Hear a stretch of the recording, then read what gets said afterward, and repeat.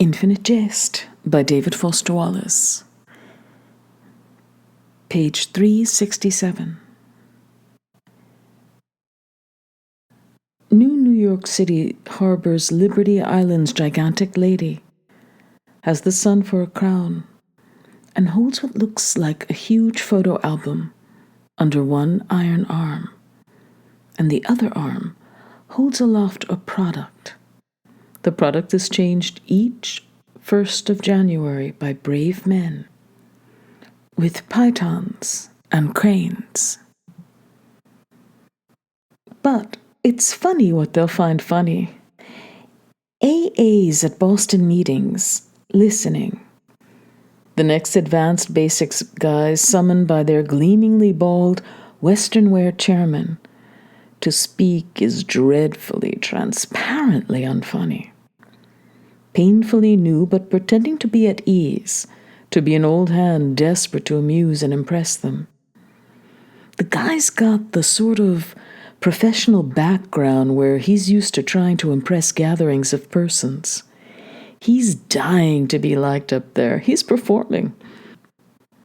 The white flag crowd can see all this. Even the true morons among them see right through the guy. This is not a regular audience. A Boston AA is very sensitive to the presence of ego.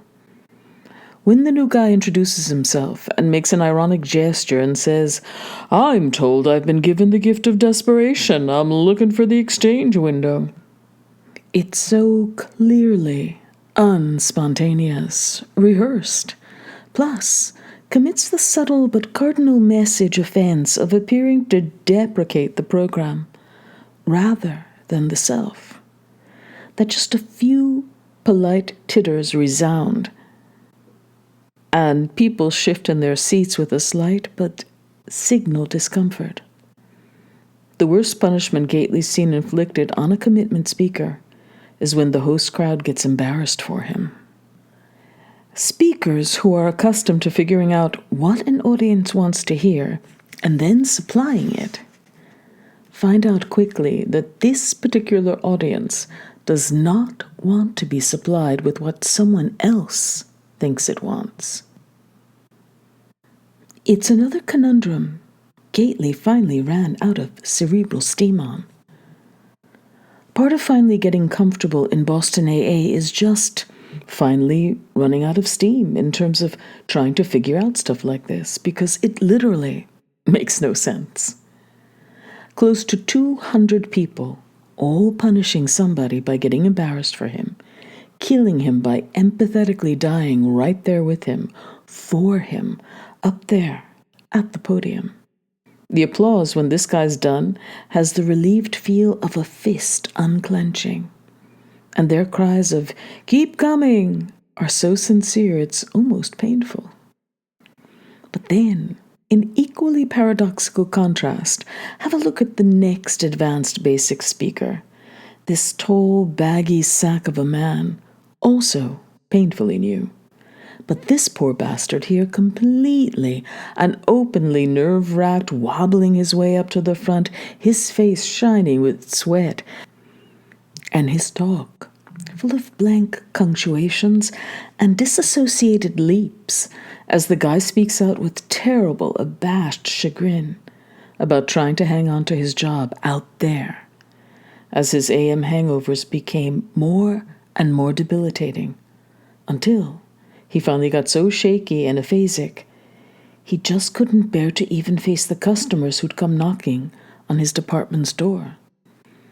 He was from 0800 to 1600 hours, the complaint department of Filene's department store. What I did finally, Jesus, I don't know where I got such a stupid idea from. I bought this hammer in from home and brought it in and kept it right there under my desk on the floor. And when somebody knocked at the door, I'd sort of dive onto the floor and crawl under the desk and grab up the hammer. And I'd start into pounding on the leg of the desk, real hard, like whack-a-da, like I was fixing something down there. And if they opened the door finally and came in anyhow, or came in to bitch about me not opening the door, I'd just stay out of sight under there, pounding away like hell. And I'd yell out I was going to be a moment, but just a moment. Emergency repairs, be with them momentarily. I guess you can guess how all that pounding felt, under there. With the big head I had every morning. I'd hide under there and pound with the hammer till they finally gave up and went away. I'd watch from under the desk until when they finally went away, from I could see their feet from under the desk.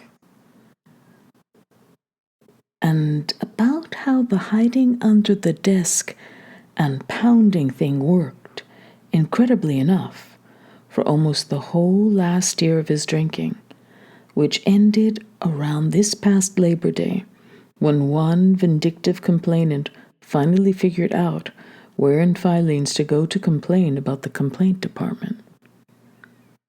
The white flaggers all fell about. They were totally pleased and amused. The crocodiles removed their cigars and roared and wheezed and stomped both feet on the floor and showed scary teeth, everyone roaring with identification and pleasure. This even though, as the speaker's confusion at their delight openly betrays, the story wasn't meant to be one bit funny. It was just the truth. Gately's found it's got to be the truth, is the thing. He's trying hard to really hear the speakers. He stayed in the habit he developed as an Ennet resident of sitting right up where he could see dentition and pores with zero obstructions or heads between him and the podium. So the speaker fills his whole vision, which makes it easier to really hear. Trying to concentrate on receiving the message instead of brooding on that odd old dark moment of aphasic terror with this veiled-like pseudo-intellectual type girl who was probably just in some sort of complex denial, or on whatever doubtlessly grim place he feels like he knows that smooth, echoless, slightly southern voice from. The thing is, it has to be the truth to really go over here. It can't be a calculated crowd pleaser. And it has to be the truth, unslanted, unfortified, and maximally unironic. An ironist in a Boston AA meeting is a witch in church, irony-free zone. Same with sly, disingenuous, manipulative pseudo-sincerity. Sincerity with an ulterior motive is something these tough, ravaged people know and fear. All of them trained to remember the coyly sincere, ironic, self-presenting fortifications they'd had to construct in order to carry on out there, under the ceaseless neon bottle. This doesn't mean you can't pay empty or hypocritical lip service, however. Paradoxically enough, the desperate, newly sober white flaggers are always encouraged to invoke and pay empty lip service to slogans they don't yet understand or believe. E.g., easy does it, and turn it over, and one day at a time. It's called fake it till you make it, itself an oft-invoked slogan. Everybody on a commitment who gets up publicly to speak starts out saying he's an alcoholic. Says it whether he believes he is yet or not. Then, everybody up there says how grateful he is to be sober today and how great it is to be active and out on a commitment with his group, even if he's not grateful or pleased about it at all. You're encouraged to keep saying stuff like that until you start to believe it. Just like if you ask somebody with serious sober time how long you'll have to keep schlepping to all these goddamn meetings, he'll smile, that infuriating smile, until you start to want to go to all these goddamn meetings. There are some definite cultish, brainwashy elements to the AA program. The term program itself resonates darkly for those who fear getting brainwashed. And Gately tries to be candid with his residents, Ray, this issue. But he also shrugs and tells them that by the end of his oral narcotics and burglary careers, he'd sort of decided the old brain needed a good scrub and soak anyway. He says he pretty much held his brain out and told Pat Montesian and Jean M. to go ahead and wash away. But he tells his residents he's thinking now that the program might be more like deprogramming than actual washing, considering the psychic job the disease's spider has done on them all. Gately's most marked progress in turning his life around in sobriety, besides the fact that he no longer drives off into the night with other people's merchandise, is that he tries to be just about as verbally honest as possible at almost all times now, without too much calculation about how our listener is going to feel about what he says. This is harder than it sounds. But so that's why on commitments, sweating at the podium, as only a large man can sweat, his thing is that he always says he's lucky to be sober today, instead of that he's grateful today, because he admits that the former is always true, every day, even though a lot of the time he doesn't feel grateful, more like shocked that this thing seems to work, plus, a lot of the time also ashamed and depressed about how he spent over half his life, and scared he might be permanently brain damaged or retarded from substances. Plus, also usually without any sort of clue about where he's headed in sobriety, or what he's supposed to be doing, or about really anything at all, except that he's not at all keen to be back out there, behind any bars, again, in a hurry. Ferocious Francis G. likes to punch Gately's shoulder and tell him he's right where he's supposed to be. So, but also know that causal attribution, like irony, is death. Speaking on commitments-wise, Crocodile's temple veins will actually stand out and pulse with irritation if you start trying to blame your disease on some cause or other, and everybody with any kind of sober time will pale and writhe in their chair. See, e.g., the white flag audience's discomfort when the skinny, hard-faced advanced basics girl who gets up to speak next to last posits that she was an 8-bag-a-day dope fiend because at 16 she had to become a stripper and semi-whore at the infamous Naked Eye Club out on Route 1. A number of male eyes in the audience flashed with sudden recognition, and despite all-willed restraint, automatically do that crawly north-to-south thing down her body. And Gately can see every ashtray on the table shake from the force of Joelle V's shudders. And then, but that she'd had to become a stripper at 16 because she had to run away from her foster home in Saugus, Massachusetts. And that's because she had to run away from home because, here at least some of the room's discomfort is from the fact that the audience can tell the etiology is not going to get head-clutchingly prolix and involved. This girl has not yet learned to keep it simple.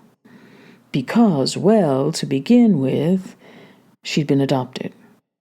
And the foster parents also had their own biological daughter, and the biological daughter had, from birth, been totally paralyzed and retarded and catatonic, and the foster mother in the household was, as Joelle V put it later to Gately, crazy as a fucking mudbug, and was in total denial about her biological daughter's being a vegetable, and not only insisted on treating the invertebrate biological daughter like a valid member of the chordate phylum, but also insisted that the father and the adopted daughter also treated as normal and undamaged, and made the adopted daughter share a bedroom with it, bring it along to slumber parties. The speaker used the term "it" for the invertebrate sister, and also, to tell the truth, uses the phrase "drag it along" rather than "bring it along," which Gately wisely doesn't dwell over.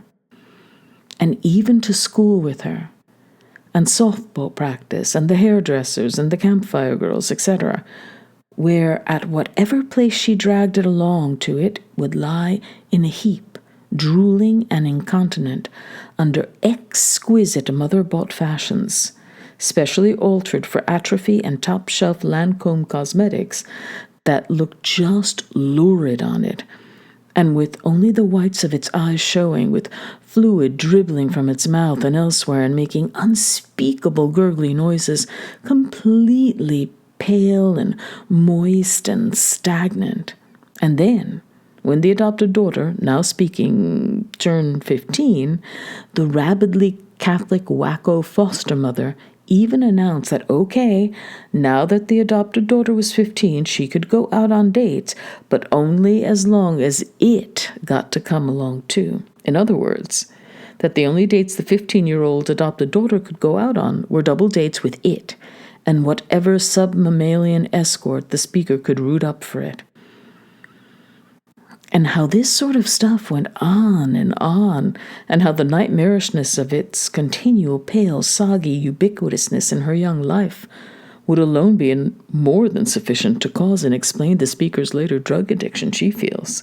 But that also it so happened that the foster family's quiet, smiling patriarch who worked 0900 to 2100 as the claims processor for Aetna, it turned out that the cheerful, smiling foster father actually made the wacko foster mother look like a Doric column of stability by comparison, because there turned out to be things about the biological daughter's utter paralytic pliability and catatonic inability to make anything except unspeakable gurgly noises that the smiling father found greatly to a certain very sick advantage.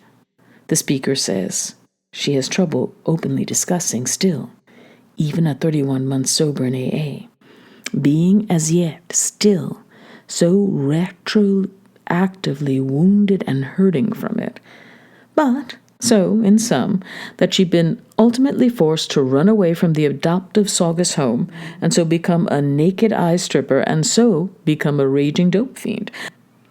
Not, as in so many ununique cases, because she had been incestuously diddled, but because she'd been abusively forced to share a bedroom with a drooling invertebrate who by 14 was itself getting incestuously diddled on a nightly basis by a smiling biological claims processor of a father who, the speaker pauses to summon courage, who apparently liked to pretend it was Raquel Welch, the former celluloid sex goddess of the father's glandular heyday, and he even called it Raquel in moments of incestuous extremity.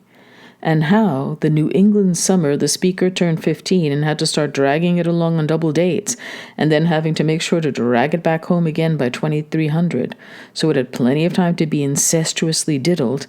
That summer, the smiling, quiet foster father even had found somewhere, a cheesy rubber Raquel Welch full head pull-on mask with hair, and would now nightly come in the dark and lift its limp soft head up and struggle and lug to get the mask on and the relevant holes aligned for air, and then would diddle his way to extremity and cry out Raquel.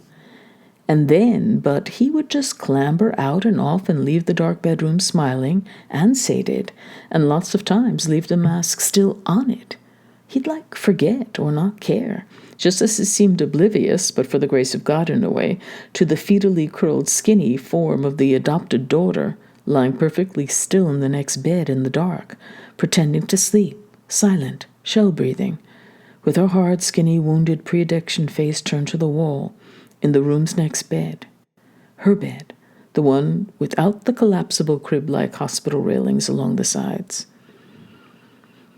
The audience is clutching its collective head by this time, only partly in empathy, as the speaker specifies how she was de facto emotionally all but forced to flee and strip and swan dive into the dark spiritual anesthesia of active drug addiction in a dysfunctional attempt to psychologically deal with one particular seminally scarring night of abject horror, the indescribable horror of the way it, the biological daughter, had looked up at her, the speaker, one particular final time on this one of the frequent occasions the speaker had to get out of bed after the father had come and gone and tiptoe over to its bed and lean over the cold metal hospital railing and remove the rubber Raquel Welch mask and replace it in a bedside drawer under some back issues of Ramparts and Commonweal. After carefully closing its splayed legs and pulling down its variously stained designer nightie, all of which she made sure to do when the father didn't bother to at night, so that the wacko foster mother wouldn't come in the AM and find it in a rubber Raquel Welch mask with its nightie hiked up and its legs agape, and put two and two together and get all kinds of deep denial shattered about why the foster father always went around the foster house with a silent, creepy smile and flip out and make the invertebrate catatonic's father stop diddling it, because the speaker figured if the foster father had to stop diddling it, it didn't exactly take Sally Jesse Raphael MSW to figure out who was then probably going to get promoted to the role of Raquel over in the next bed. The silent, smiling claims processor father never once acknowledged the adopted daughter's little post-incestuous tidings up. It's the kind of sick, unspoken complicity characteristic of wildly dysfunctional families, confides the speaker, who's also proud, she says, to be a member of a Splinter 12-step fellowship, an adult-child type thing called wounded, hurting, inadequately nurtured but ever-recovering survivors. But so, she says, it was this one particular night soon after she'd turned 16, after the father had come and gone, uncaringly just left its mask on again, and over to its bedside the speaker had to creep in the dark to tidy up. But this time it turned out there was a problem with the Raquel Welch mask's long auburn horsehair tresses having gotten twisted and knotted into the semi-living strands of its own elaborately overmoosed coiffure, and the adopted daughter had to activate the perimeter of lights on its bedside table's many-bulbed vanity mirror to try to get the Raquel Welch wig untangled. And when she finally got the mask off, with the vanity mirror still blazing away, the speaker says how she was forced to gaze for the first time on its lit-up, paralytic post-diddle face, and how the expression thereon was most assuredly quite enough to force anybody with an operant limbic system to leg it right out of her dysfunctional foster family's home. Nay, and the whole community of Saugus, Massachusetts, now homeless and scarred and forced by dark psychic forces straight to Route 1's infamous gauntlet of neon-lit depravity and addiction, to try and forget, rasa the tabula, wipe the memory totally out, numb it with opiates. Voice trembling, she accepts the chairperson's proffered bandana hanky and blows her nose one nostril at a time, and says she can almost see it all over again, its expression, in the vanity's lights.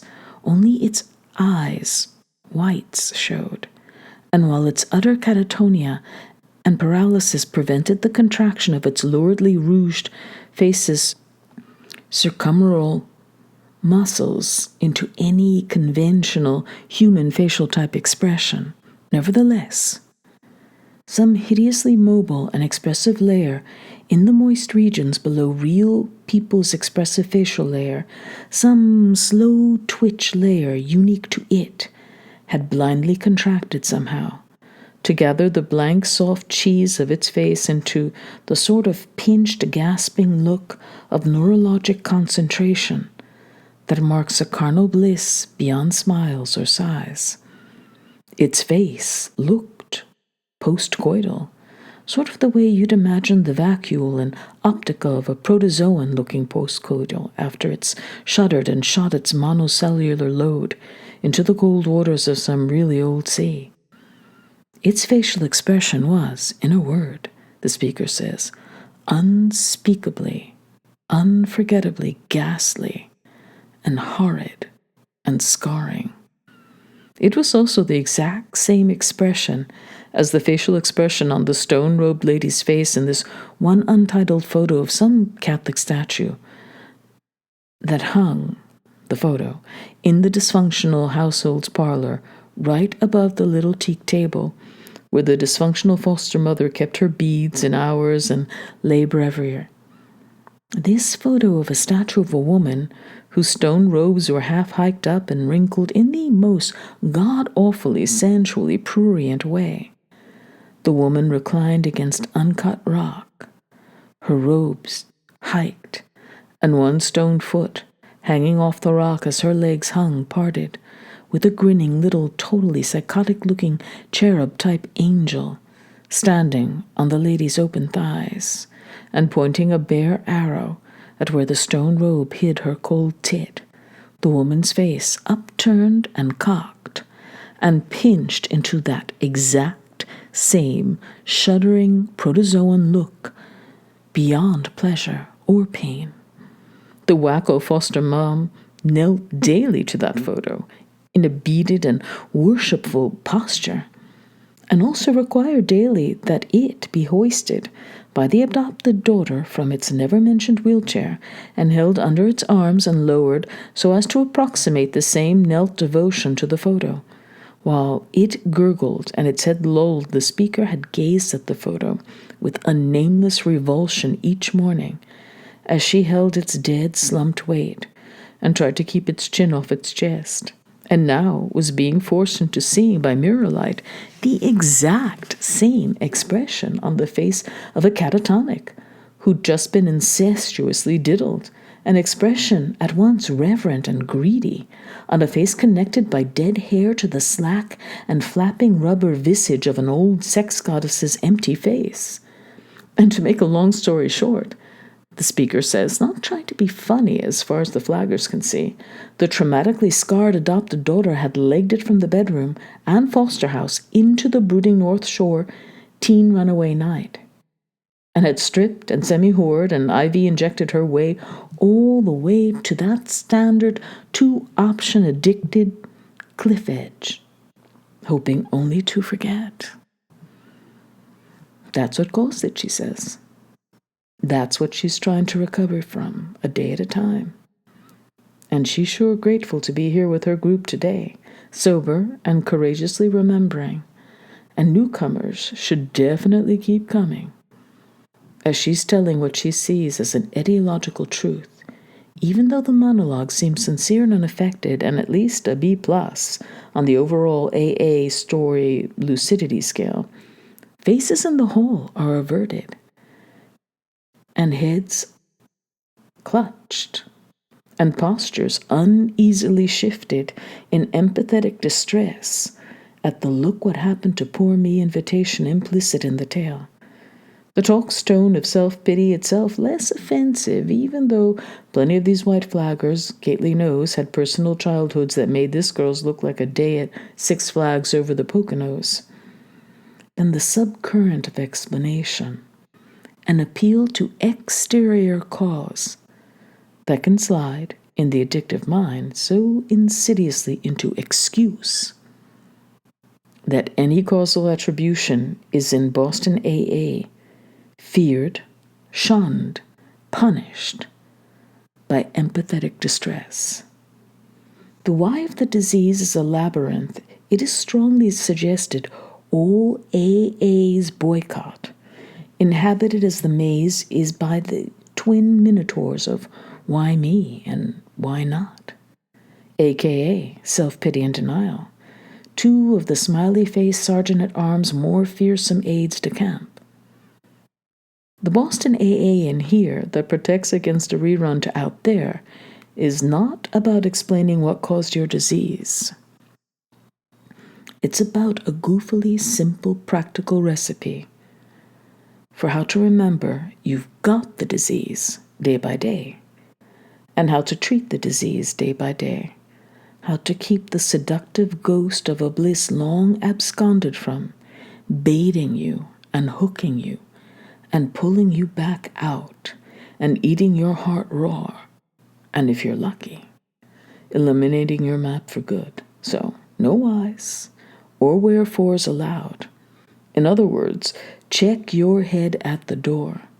Though it can't be conventionally enforced, this, Boston AA's real root axiom, is almost classically authoritarian, maybe even proto-fascist.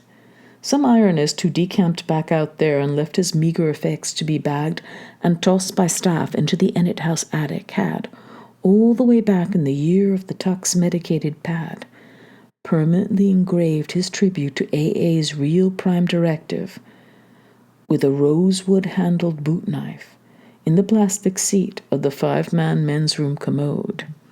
Quote, "Do not ask why. If you do not want to die, do like you're told if you want to get old."